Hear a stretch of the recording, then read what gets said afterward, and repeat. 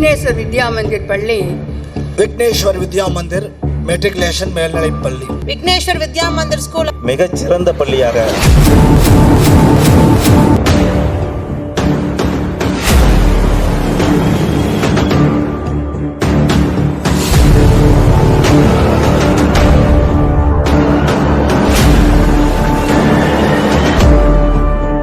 விக்னேஸ்வர் வித்யா மந்திர் அப்படின்னா கடமை, நேர்மை, ஒழுக்கம்,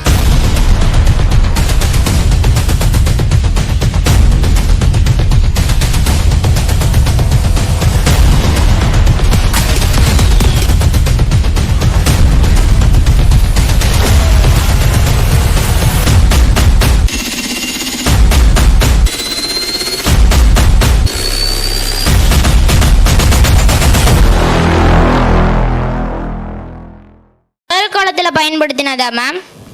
எஸ், சோழர்கள் தான் பல நாடுகள் கடல் கடந்து வென்றாங்களாச்சே. அப்போ அந்த அளவுக்கு சோழா கிங்ஸ் எல்லாமே புகழ் வாய்ந்தவங்களா இருந்திருக்காங்களா சார்? எஸ், நிறைய பேர் சிறப்பு வாய்ந்தவங்களா இருந்தாங்க. அதுல எல்லார பத்தியும் பேச முடியாதுல்ல. ஸோ முக்கியமான ஒருத்தரை பத்தி தெரிஞ்சுக்க போறோம். யாரு சார் அவரு? சின்ன பரப்புல இருந்த சோழ அரசர் மிகப்பெரிய சாம்ராஜ்யமா உருவாக்குறதுக்கு காரணமா இருந்தவர் தான் அவரு. அவர் யாருன்னு நீங்களே பார்த்து தெரிஞ்சுக்கோங்க. அமைச்சர் பெருமானை காண வேண்டும். சிறிது நேரம் காத்திருங்கள்.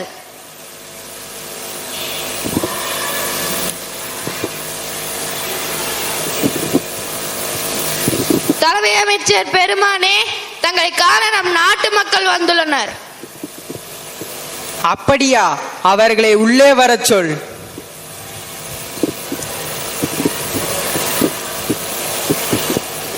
செல்லுங்கள்.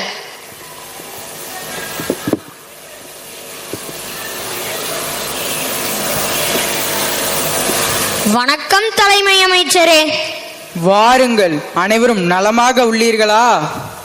நலமாக உள்ளோம் என்று சொல்ல நமது நாட்டில்தான் அரசர் இல்லையே.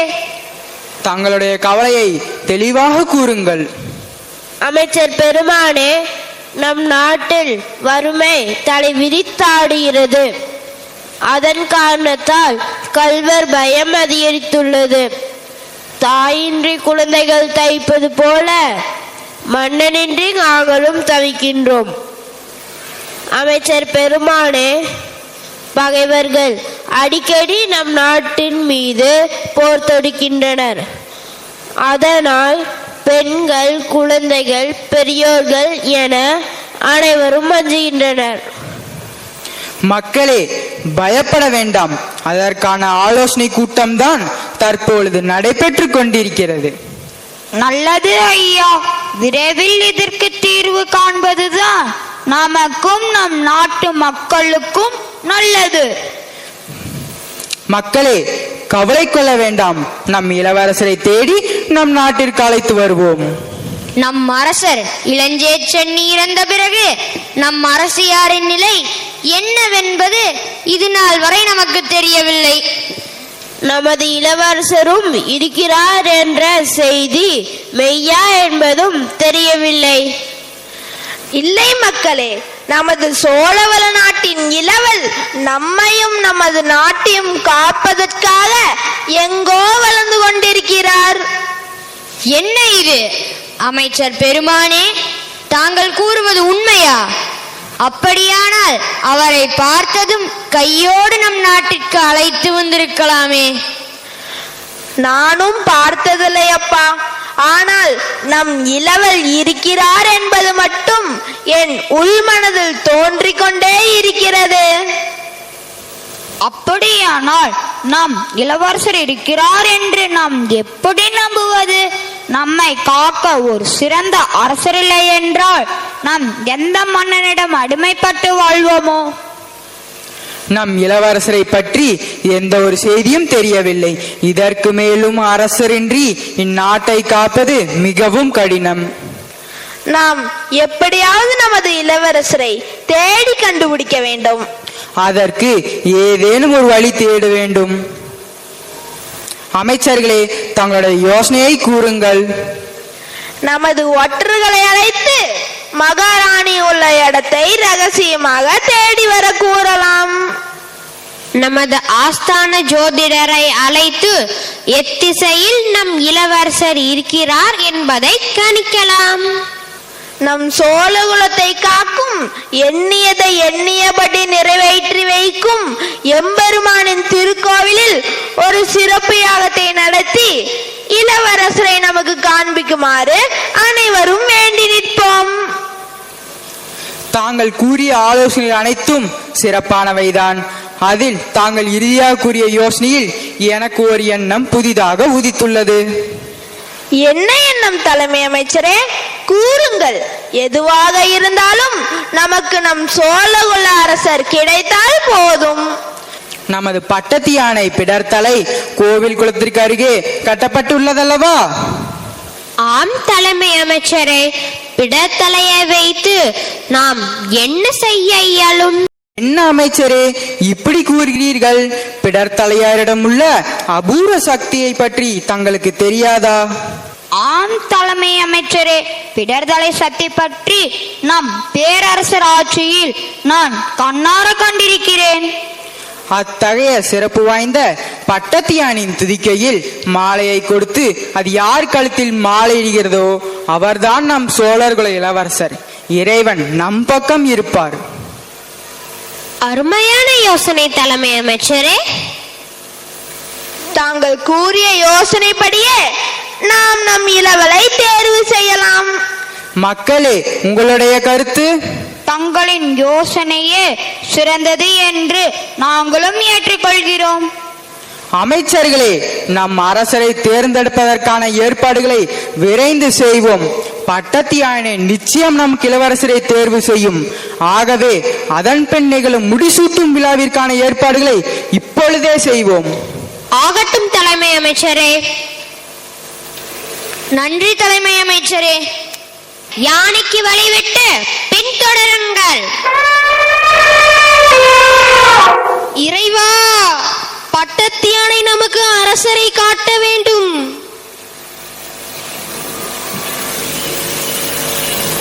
எம்பெருமானே, எமக்கு எம் அரசரை காட்டுங்கள். தலைமை அமைச்சரே, கவலை கொள்ளாதீர்கள். நமக்கு வழி பிறக்கும். வாருங்கள் வாருங்கள். என்ன இது? பட்டத்து யானை நம் நாட்டை கடந்து சென்று கொண்டே இருக்கிறதே.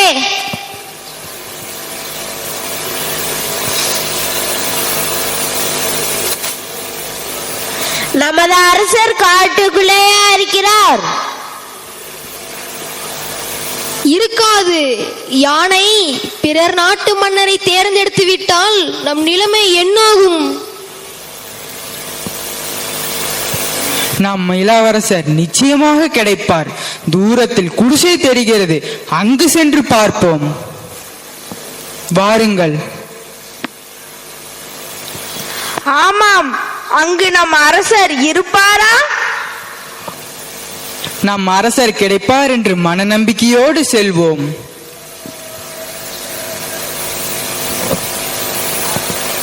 யானை சிறுவர்களிடம் செல்கிறதே, இதில் யாரேனும் அரசராக தேர்ந்தெடுக்குமோ? சரி, வாருங்கள் பார்ப்போம்.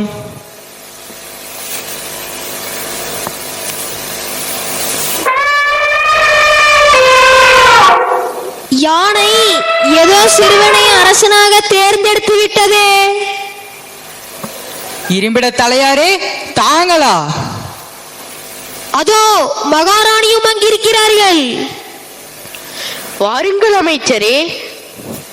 பட்டத்து யானை யாரோ ஒரு சிறுவனுக்கு மாலை சூட்டவில்லை, காவிரியின் தலைமகனையே தலைவனாக தேர்ந்தெடுத்துள்ளது.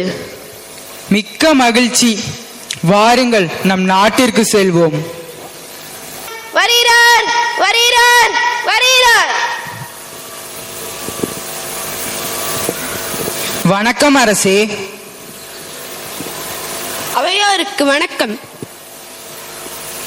பட்டத்து யானையால் தேர்ந்தெடுக்கப்பட்ட நம் அரசருக்கு இன்றே முடிசூட்டப்படுகிறது.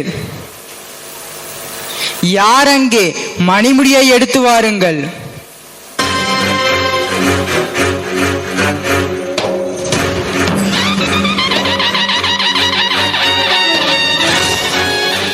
இரும்பிட தலையாரே, தங்கள் கையாலேயே முடிசூட்டுங்கள்.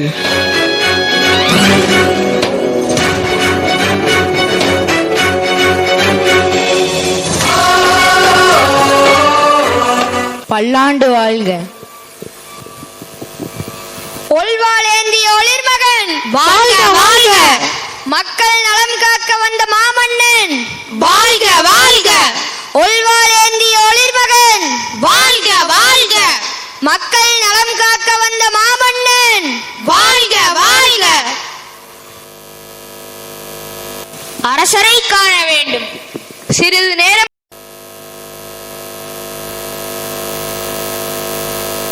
அரசே, தங்களை காண நம் நாட்டு மக்கள் வந்துள்ளனர். அப்படியா? அவர்களை உள்ளே வரச் சொல். செல்லுங்கள்.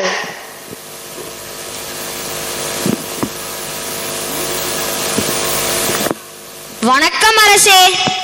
வணக்கம். இளஞ்சேச்சனின் இளங்கோவே வாழ்க வாழ்க. தங்கள் செங்கோல் நிழலில் வாழும் எங்களுக்கு ஒரு சிறு குறை உண்டு மன்னா. எம் குடி சோழ பெருமக்களே, தங்கள் குறையை நீக்குவதே எமக்கு இறைவன் அளித்த பேரு. என்னவாயிற்று? கூறுங்கள். அரசே, காவிரிக்கு கரை எடுத்தும் வெள்ளப்பெருக்கு ஏற்பட்டு நம் வேளாண் தொழிலுக்கு தீங்கு விளைவிக்கிறது. அரசே, மழை பெய்யும் காலங்களில் வெள்ளம் பெருக்கெடுத்து பயிர்களை நாசம் செய்கிறது. மழை பெய்யா காலங்களில் நீரின்றி நிலம் பாண்டி போய் நீரின்றி தவிக்கிறோம் அரசே. ஏறுகள செல்வர்களே, அதனை யானும் அறிவேன்.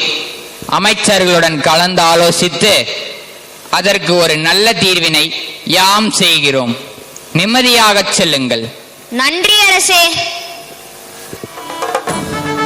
கலைமகள் மலைமகள் குலமகள் அருள் பெற்ற காவலன் கண்களை போலவே மக்களை கருணையுடன் காக்கின்ற மன்னவன் எதிர்கொண்ட பகைவரை ஜெயம் கொண்டு புகழ் வென்ற பெருமகன் தமிழ் தாயின் முதல் மகன் தர்மத்தின் தலைமகன் காவலருக்கு காவலன் மன்னருக்கு மன்னவன் எங்களின் வில்லவன். வாழ்க.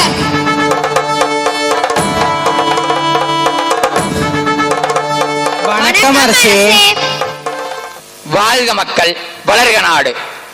வரப்புயர நீருயரும், நீருயர நெல்லுயரும், நெல்லுயர குடி உயரும், குடி உயர்ந்தால்தான் கோமகன் உயர்வான் என்ற வாக்குக்கு முதற்கண் தலைவணங்கி சபையை துவக்குகிறேன். அவையோருக்கு வணக்கம். அமருங்கள். அரசே, இவ்வளவு அவசரமாக அவை கூட்டியதன் காரணம் என்ன? அமைச்சர் பெருமக்களே, காவிரியில் வெள்ளப்பெருக்கு ஏற்படுகிறது அல்லவா, அதற்காக ஆலோசனை செய்யவே அவை கூட்டப்பட்டது. மன்னா, காவிரிக்கு மீண்டும் கரை கட்டுவோமா? அரசே, நாம் ஏற்கனவே எடுத்த கரை வெள்ளத்தில் அடித்து செல்லப்பட்டு விட்டது. ஆகையால் வேறு ஏதாவது வழியை யோசிக்க வேண்டும். அமைச்சர்களே, காவிரி அன்னையின் வேகம் தணிக்க தங்களின் கருத்துக்களும் எனக்கு தேவைப்படுகிறது. அரசே, காவிரிக்கு அருகில் ஒரு பள்ளத்தை தோண்டினால் அதில் நீரை தேக்கி வைக்கலாம் அல்லவா? அதெல்லாம் எவ்வாறு நடக்கும்? தலைமை அமைச்சரே, காவிரியில் வெள்ளப்பெருக்கு ஏற்படுவதை தடுக்க நம் மக்களின் குறைகளைய ஒரு யோசனை தோன்றுகிறது. அப்படியா அரசே? கூறுங்கள். நான் கடற்கரையில் நின்றிருந்த போது அலைகள் என் பாதங்களை தழுவிச் சென்றன. அப்போது மண்ணரிப்பு ஏற்பட்டு என் பாதங்கள் மண்ணில் புதைந்தன. அரசே, அதன் மூலம் தாங்கள் சொல்ல வரும் செய்தி? அமைச்சரே, நாம் முதலில் அமைத்த கரை மேல்மட்டத்தில் இருப்பதால் அதிக வெள்ளத்தை தடுக்க இயலாமல் கரைந்து விட்டது. ஆற்றின் கீழ்மட்டம் வரை கற்களை கொண்டு கற்றோர் எழுப்பினோமானால் காலம் கடந்து நிலைத்து நிற்கும் அல்லவா? எனவே காவிரியும் கொள்ளிடமும் கடலில் கலக்கும் இடத்தில் நாம் ஒரு கற்சிரை எழுப்ப வேண்டும். அரசே, கற்சிரையா? அதை எவ்வாறு அமைப்பது? ஒரே அளவுள்ள கற்களை கொண்டு ஒவ்வொரு கற்களின் அடியிலும் ஒட்டும் வகையான களிமண்ணை தோய்த்து அதனை ஆற்றில் போட வேண்டும். அது ஆற்றின் ஆழம் வரை சென்று நிலை பெற்று மேல்மட்டம் வரை நிலைத்து நிற்கும் வகையில் காவிரி அன்னைக்கு கச்சிரை எடுப்போம். தலைமை அமைச்சரே, அதற்கான ஏற்பாடுகளை விரைந்து செய்யுங்கள். ஆகட்டும் அண்ணா, அதற்கான ஏற்பாடுகளை விரைந்து செய்வோம். கரிகால பெருவளத்தான் வாழ்க வாழ்க! அவை களையட்டும். ராஜ கம்பீர, ராஜ மாதாண்ட, ராஜ குலத்திலக கரிகால சோழன் வருகிறார், வருகிறார், வருகிறார்.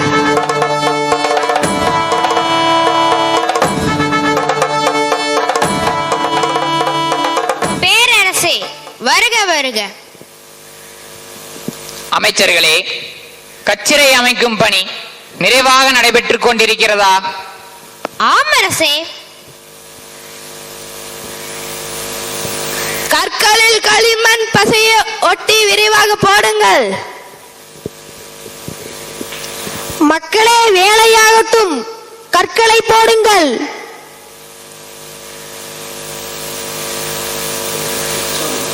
இவ்வாறு தொடங்கப்பட்ட கற்சிரை எழுப்பும் பணி கிட்டத்தட்ட 31 ஆண்டுகள் நடைபெற்றது.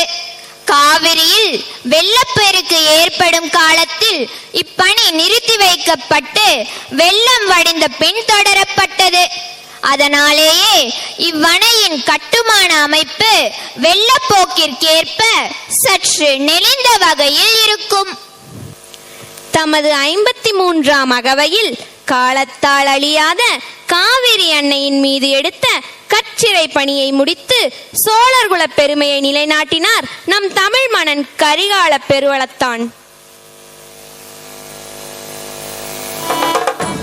காவிரிக்கு கச்சிரை கண்ட கரிகால சோழன் வாழ்க வாழ்க! பொன்னி